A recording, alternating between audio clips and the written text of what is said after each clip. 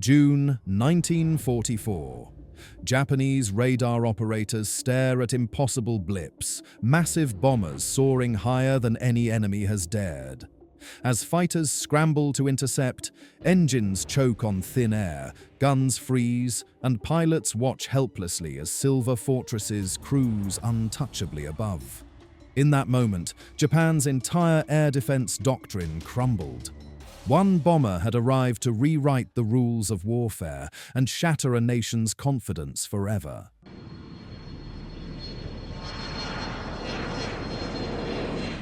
Radio chatter erupted as sirens wailed through Yawata's narrow streets. On June 15, 1944, controllers at the local air defense post struggled to make sense of their radar displays. Each echo traced a path far higher than any previous enemy flight, formations of immense silver bombers moving with deliberate confidence across the blue sky. For a moment, disbelief gripped the city. Civilians whispered about planes too large to be real, too high to fear. Japanese radar stations, equipped with Type II Mark II sets, could track aircraft up to 8,000 or 9,000 meters, but struggled with anything higher. The B-29s cruised at 9,000 plus meters, operating in airspace Japanese defenses had never seriously considered. Factory workers and schoolchildren craned their necks skyward, searching for the source of alarms that seemed to herald something unprecedented. These weren't the familiar silhouettes of medium bombers Japan had faced before. The B-29 Superfortress measured 99 feet long with a 141-foot wingspan, a flying leviathan that dwarfed anything in Japanese skies. Pilots scrambled to their cockpits as orders barked over radios, but even before takeoff, experienced commanders sensed something had fundamentally changed. The old assumptions about bomber interception, quick climbs, tight turns, low-altitude chases suddenly felt antiquated. These silver giants weren't playing by established rules. As the 58th Bombardment Wing's 75 B-29s approached their target, Japanese defenders realized they were witnessing the arrival of a weapon that operated beyond their tactical understanding. The impossible had become reality, bombers that could strike Japan's heartland from altitudes no defender could effectively reach.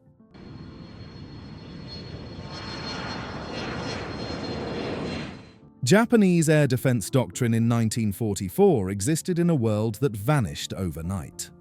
Staff officers had spent years perfecting tactics for intercepting lumbering bombers at 5,000 to 6,000 meters.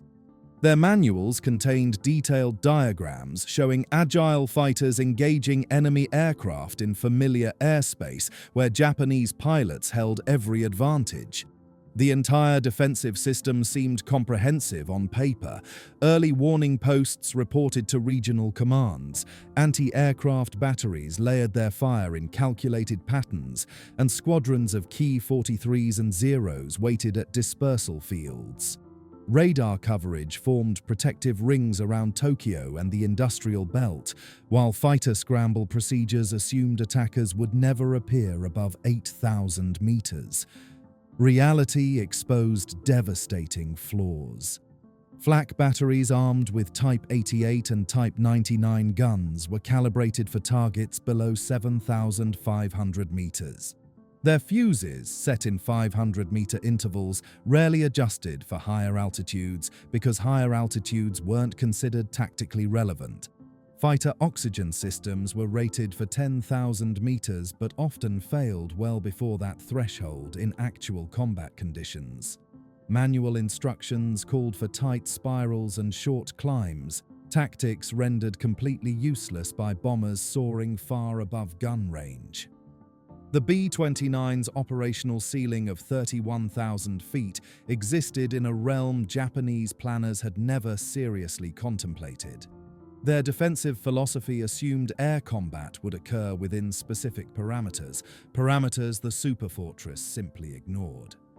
For staff planners studying intelligence reports, the B-29's altitude and speed weren't merely technical challenges, they represented the collapse of an entire strategic framework. Years of training, doctrine development, and tactical preparation had become obsolete in a single morning. The sky itself had been redefined by American engineering, leaving Japanese defenses grasping at tactics designed for a different war entirely.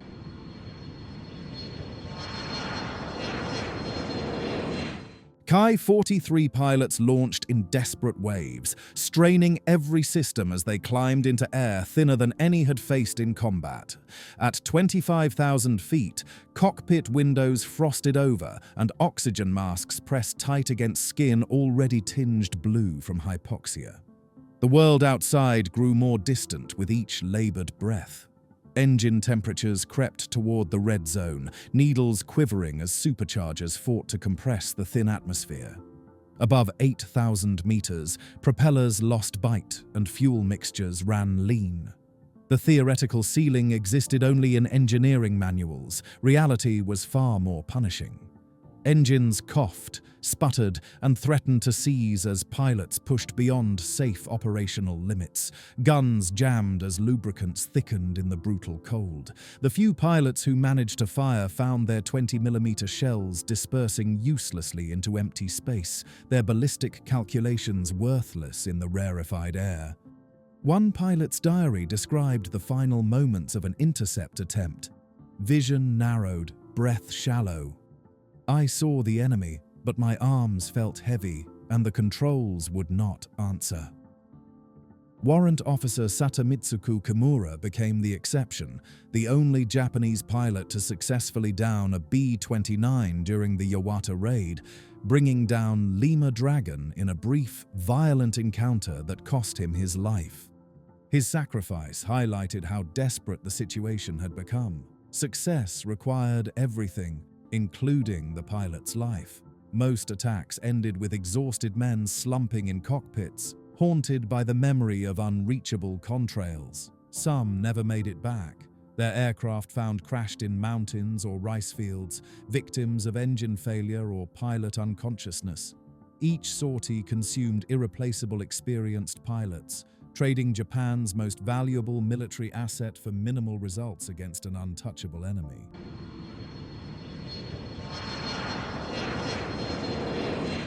Inside each B-29 waited defensive technology more at home in a laboratory than a bomber's fuselage.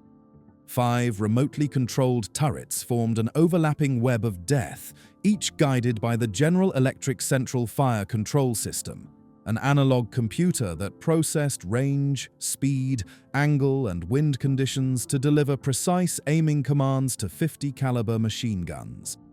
This wasn't the manually operated defensive armament Japanese pilots expected. Gunners sat behind thick glass or in pressurized blister domes, tracking targets through sophisticated sights while the computer calculated intercept solutions instantly. When a gunner spotted a fighter diving from the nose, the system immediately swung the appropriate turret to the precise firing position, eliminating human guesswork. The system's redundancy proved revolutionary.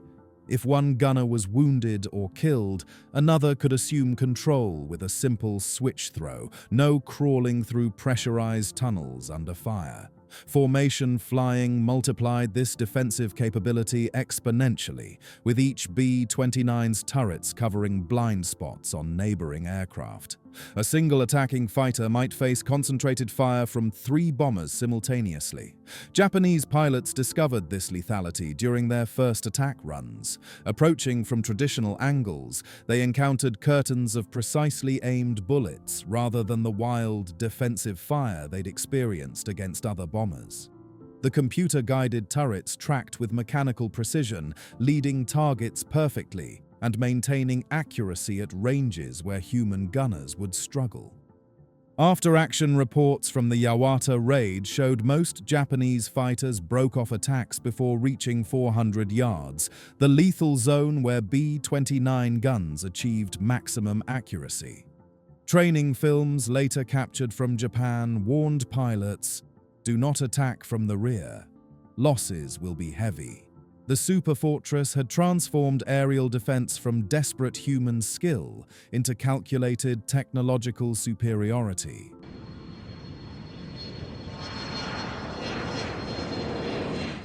The B-29 Superfortress arrived in the Pacific, carrying innovations that fundamentally redefined what was possible in aerial warfare. At its heart, 4 Wright R3350 twin-row radial engines, each equipped with turbo superchargers, maintained cruise speeds exceeding 350 miles per hour, even above 30,000 feet. This wasn't simply about speed. Turbo supercharging allowed the bomber to hold altitude where most fighters sputtered and died. While Japanese pilots struggled with frozen controls and oxygen-starved lungs, B-29 crews operated in pressurized, heated cabins. They worked in shirt sleeves at altitudes that left enemy interceptors gasping for air. This pressurization breakthrough meant crew efficiency wasn't limited by human endurance, but by fuel capacity and bomb loads. The bomber's combat radius of 1,500 miles revolutionized Pacific strategy. Operating from distant island bases, B-29s could leapfrog geography that once protected Japan's home islands.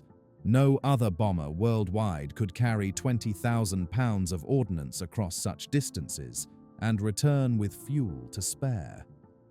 American planners drew range circles that covered the entire Japanese archipelago. Geography, Japan's traditional shield, had been rendered meaningless by engineering excellence. The aircraft's sheer size impressed even its creators. At 99 feet long with a 141-foot wingspan, it dwarfed existing bombers. More importantly, its service ceiling of 31,000 feet operated in airspace effectively beyond Japanese defensive capability. The B-29 didn't just fly higher than enemy fighters could reach, it operated in a different atmospheric realm entirely. Each technological advancement compounded the others. Pressurization enabled high-altitude operations, turbo supercharging maintained performance in thin air, extended range eliminated safe zones, and defensive systems protected the platform, delivering this capability. The Superfortress represented integrated engineering that transformed strategic bombing from a tactical option into an unstoppable industrial process.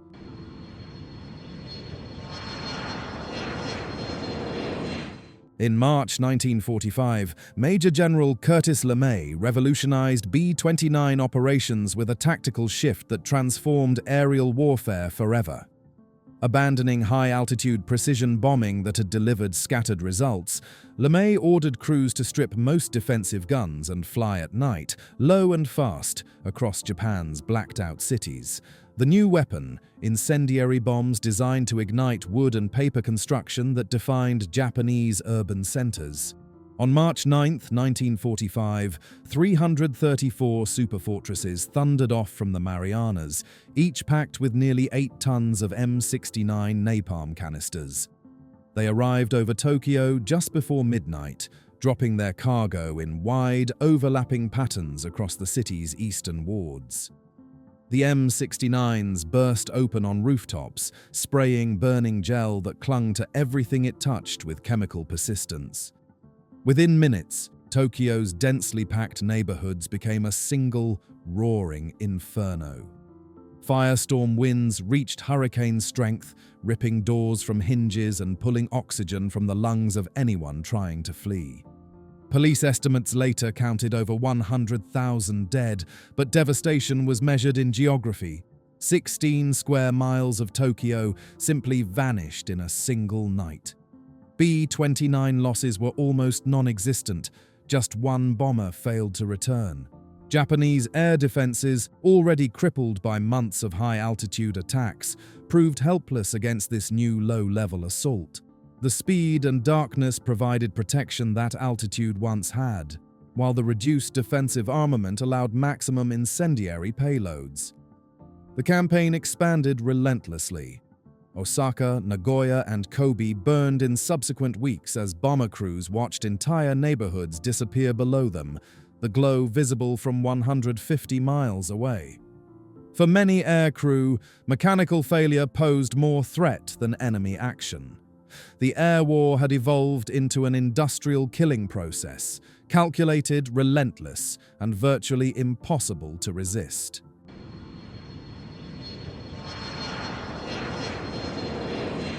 At dawn on August 6, 1945, a single B-29 named Enola Gay lifted off from Tinian carrying humanity's most terrible weapon. The aircraft, stripped of all guns except its tail turret and fitted with specialized silver plate modifications, climbed to 31,000 feet while its target, Hiroshima, lay quiet beneath summer haze.